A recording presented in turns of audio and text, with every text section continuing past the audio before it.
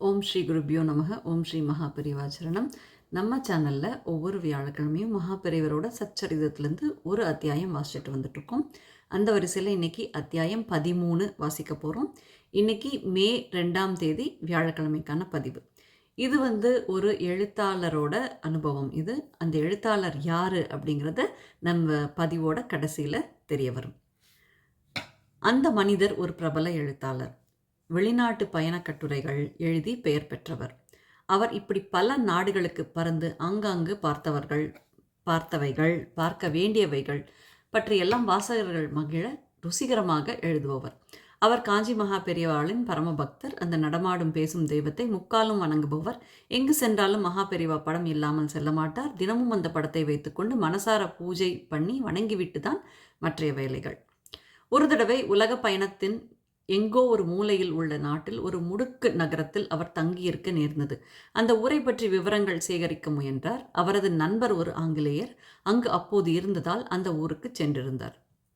இவர் அங்கு தங்கியிருக்க வேண்டிய வசதிகள் செய்து கொடுத்த வெள்ளைக்கார நண்பரின் உறவினர் வீட்டில் சில நாள் அந்த சிறிய ஊரில் தங்க முடிவானது.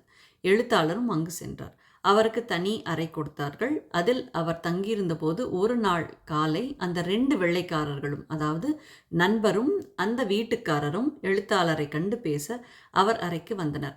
எழுத்தாளர் வழக்கம் போல அந்த காலை வேளையில் மகா பெரியவர் படத்தை மேசையில் வைத்து வணங்கி கொண்டிருந்தார். வீட்டின் சொந்தக்காரர் கண்களில் அந்த மகா பெரியவர் படம் பட்டதும் அவருக்கு ஏதோ ஆச்சரியம்.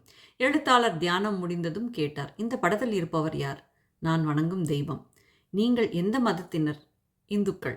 இந்து கடவுள்கள் நிறைய கைகள், தலைகள், ஏதோ ஒரு பட்சி அல்லது மிருகத்தின் மேல். இப்படித்தான் எனக்கு இதுவரை அறிமுகம். இந்த கடவுள் யாரோ ஒரு மனிதராக, கிழவராக அல்லவா இருக்கிறார். நீங்கள் சொல்வது வாஸ்தவம். இவர் நம்மை போல இந்த உலகில் மனிதனாக இருப்பவர். மிக எளிமையானவர், ஆனால் தெய்வம். ரிஷி என்பீர்களே, அப்படிப்பட்டவரா இவர்? எல்லோரும் அப்படித்தான் இவரை சொல்வார்களோ உங்கள் ஊரில் என்று கேட்டார். இவர் ஒரு சக்தி வாய்ந்த தெய்வம், ரிஷியும் கூட என்றார் அந்த எழுத்தாளர். சக்தி வாய்ந்த தெய்வம் என்றால் நாம் நினைத்ததை நடக்கச் செய்வாரா என்று வீட்டுக்கார வெள்ளையர் ஆவலாக வினவினார். நாம் உண்மையாக வேண்டிக் கொண்டால் நிச்சயம் நாம் நினைத்தது போல் நடக்கும். அந்த கருணை கடல் அதை நிறைவேற்றி வைப்பார் என்றார் அந்த எழுத்தாளர். எழுத்தாளர் அளவு கடந்த பக்திமானாச்சே. அவர் குரலில் இருந்த அழுத்தம், சொன்ன தோரணை, அவர் குரலில் ஒலித்த பக்தி ஆங்கிலேயரை நம்பச் செய்தது. நானும் அவரை வேண்டிக் கொண்டு என் முறையீட்டை சொன்னால் உதவுவாரா என்று அந்த வீட்டுக்கார வெள்ளைக்காரர் குரலில் ஒரு ஏக்கம் தொனித்தது. வித்தியாசமின்றி நம்பிக்கையோடு யார் வேண்டினாலும் குறை நிவர்த்தி செய்வார். என் மகன் எங்கோ போய்விட்டான். சில மாதங்கள் ஆகிவிட்டது. அவனை பிரிந்து என் மனைவி ஓயாமல் அழுது கொண்டே இருக்கிறாள். அதனால்தான் ஒரு நம்பிக்கையோடு உங்களிடம் கேட்டேன்.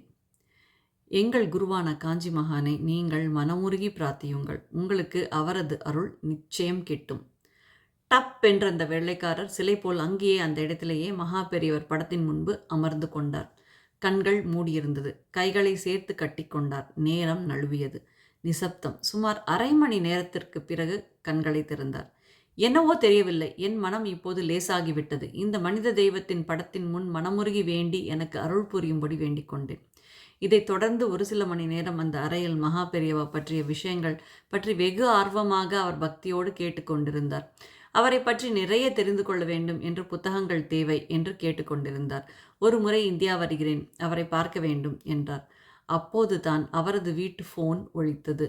ஆங்கிலேயர் போய் ஃபோனை எடுத்தார். யார் பேசுவது?